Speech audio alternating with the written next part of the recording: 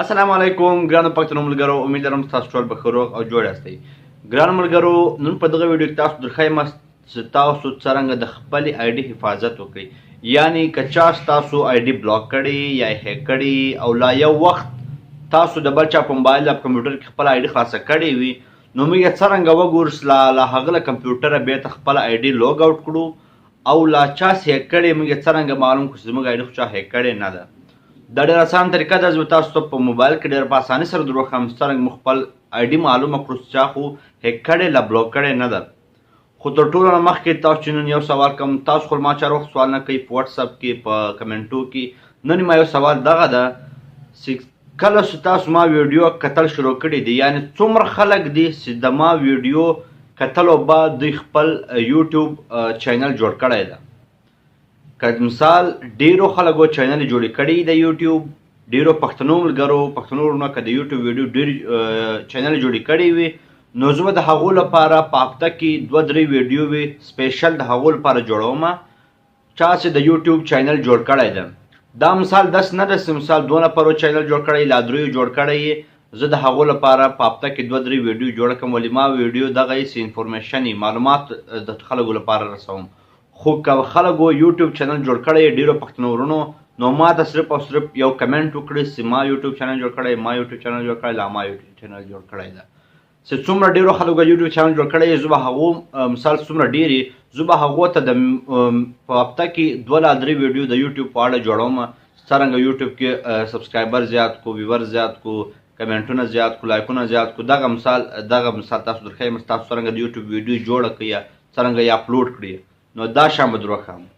خو که تاسو ډېرو خلکو یوټیوب چینل جوړ کړی نه وي، نو بیا ضرورت نشته. دا څرنګه زه تاسو ته معلوماتي ویډیو تر سره کوم، هغه رقم به تاسو سره ویډیو شیر کوم او تاسو به ما ویډیو لایک کوئ او چینل به سبسکرایب کوئ.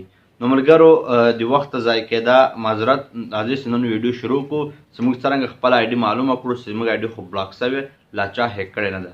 زه یم ټیکنیکل افضل، تاسو ګورئ ټیکنیکل افضل یوټیوب چینل. راځئ شروع کړو.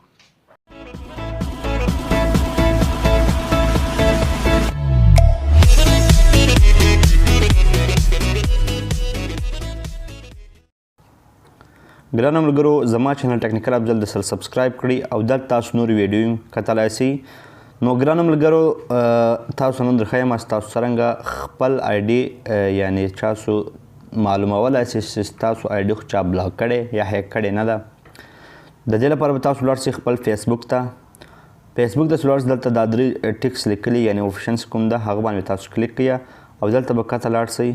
کته به تاسو ته د سیټینګ اینډ پریویسی آپشن راځي، په دغه به تاسو کلیک کړئ. د دې بعد تاسو وینئ سیټینګ د شورټ کټس، پریویسی شورټ کټس، لینګویج کوډ جنریټر، ایډیټ شورټ کټس. خو تاسو به دلته په سیټینګ کلیک کړئ. سیټینګ چې کلیک کړئ، دلته به تاسو ته شپږ آپشن راځي، د نوم بدلېده، د ایمیل د نمبرو بدلېده، دا هر شی به تاسو ته راسي او تاسو دلته هر مثال هر شی بدلولی شئ.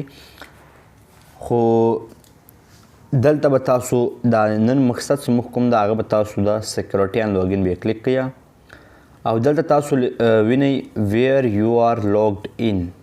د دې مطلب دغه ده چې تاسو آی ډي چیرې خلاصه سوې ده. دې مطلب دغه ده چې تاسو آی ډي چیرې خلاصه سوې ده، چا خلاصه کړې ده، څو وخت یې خلاصه کړې ده.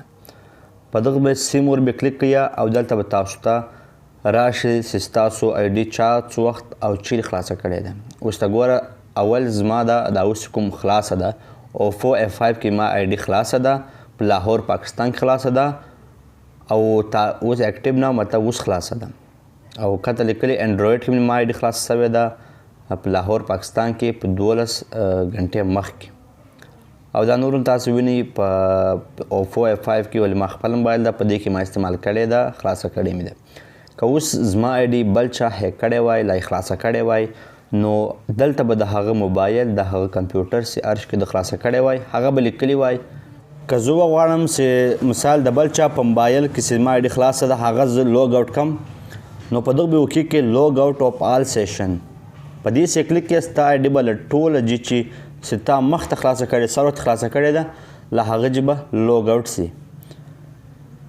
له هغه دا چې لوګ آوټ شوه دلته به خالي لیکلي اکټیو ناو یعنې دا کوم کیسه اوس خلاصه ده صرف دا هغه به لیکلي وي او د هغه بعد د آی ډي د حفاظت لپاره به تاسو لاړ شئ چینج پاسورډ ته او دلته به تاسو خپل پاسورډ چې کوم ده هغه بدل کړئ یعنې هغه سړی چې کوم تاسو آی ډي خلاصه کړې وه هغه یې دوباره نه کړي خلاصه دې لپاره به تاسو په سر کې خپل پاسورډ ور واچوئ کوم چې زوړ پاسورډ ده د هغه بعد به 2 وارې نوي پاسورډونه ور واچوئ او په سیف چینج به کلیک کړئ نو ستاسو آی ډي پاسورډ به بدل شي د هغه بعد بیا هغه سره نشي خلاصولی نو ګرانو ملګرو نوم مقصد صرف دغه و چې تاسو دروغ هم څرنګه خپل آی ډي له نورو خلکو چې بچ کو او که چا خلاصه کړې وه څرنګه یې مثال د هغه له موبایله له کمپیوټره چې لوګ آوټ کړو نو ګرانو ملګرو امید لرم ستا ویډیو تاسو ښه سوي د نورو ویډیو لپاره زما